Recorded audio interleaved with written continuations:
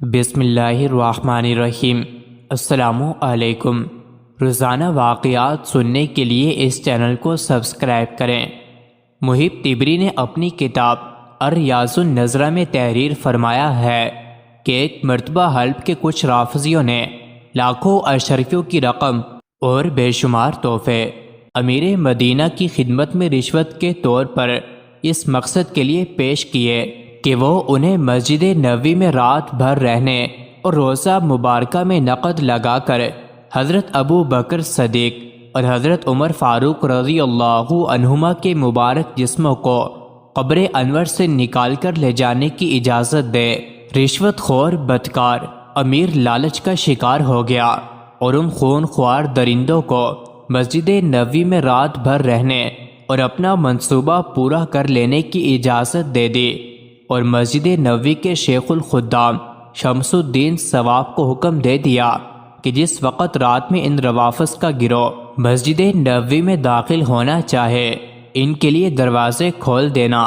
شمس الدین ثواب کا بیان ہے کہ آدھی رات کو 40 آدمیوں کا گروہ کدال، پھاوڑے اور دوسرے کھدائی کے آلات و سامان سے مسلح ہو کر مسجد نبوی میں داخل ہوا، اور میں مسجد کے دروازے پر بیٹھ کر رونے لگا، مگر اپنے مولا کی شان کہ جیسے ہی یہ مردود لوگ ممبر شریف کے قریب پہنچے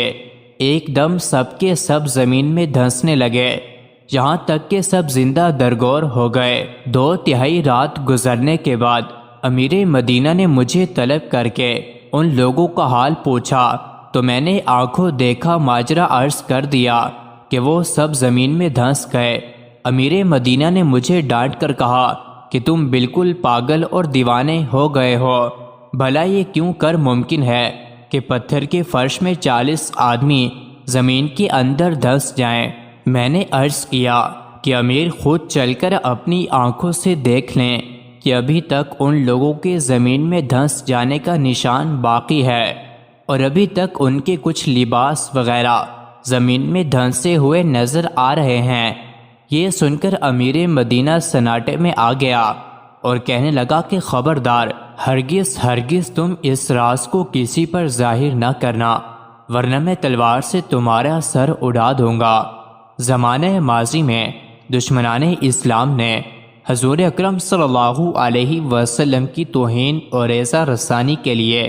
کیسی خوفناک سازشیں اور کیسے گندے اور گھناؤنے منصوبے بنائے، مگر اللہ تعالیٰ کا وعدہ کتنا حق اور سچا ہے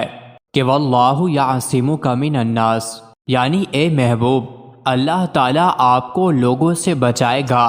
کفار مکہ بڑی کوششیں اور انتہائی جد و جہد کرتے رہے کہ پیغمبر اسلام کا خاتمہ کر کے اسلام کا نام و نشان مٹا دیں۔ کبھی رات میں کاشانہ نبوت کا محاصرہ کر کے پیغمبر برحق قتل کا منصوبہ بنایا، تو کبھی دوران سفر میں رات کے اندھیرے میں اچانک قتل کر دینے کا منصوبہ تیار کیا، کبھی میدان جنگ میں حملہ کر کے شہید کر دینے کا عزم کیا، کبھی جادو کر کے، کبھی زہر کھلا کر مارنے کا منصوبہ بنایا، غرض پیغمبر اسلام کے نام و نشان کو مٹا دینے کے لیے کوئی ایسی دسیسہ کاری نہیں تھی جس کو کفار نے نہ کیا ہو، لیکن ہر موقع پر خدا کا وعدہ پورا ہوا، اور جب بھی کفار نے کوئی سازشی حملہ کیا اور چراغ نبوت کو بجھا دینے کا ارادہ کیا تو اللہ کی طرف سے ایسی نصرت و حفاظت کا سامان ہو گیا کہ کفار کے سارے منصوبے خاک میں مل گئے۔ مزید ایسی ہی ویڈیوز کے لیے چینل کو ضرور سبسکرائب کریں۔